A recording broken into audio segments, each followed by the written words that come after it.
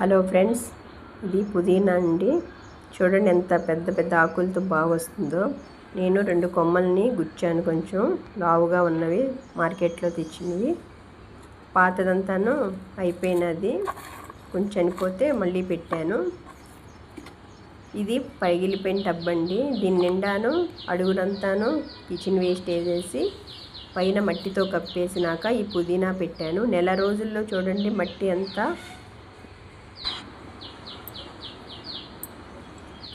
ప్రతి ఒక్కరూ మనం ఏం చేయాలంటే ఇలా మట్టిని ముందు ప్రిపేర్ చేసుకున్నాం అనుకోండి, అందులో వానపాములు కొంచెం అప్పుడప్పుడు ఒక చుక్క బెల్లం నీళ్ళు చల్లామనుకోండి, వానపాములను ఉద్భవిస్తాయి.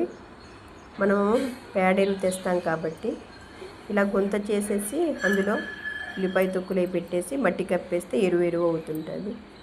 కొంచెం ఎండ ఉన్నా చాలండి, మనం ఇంట్లో నందివర్ధనం, వామాకు, మనకు కావాల్సిన దేవుడి పూజకి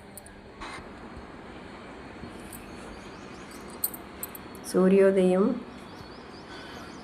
మార్నింగ్ చక్కగా మనకి ఇంట్లో ఇలా పడుతుంది బాల్కనీలో.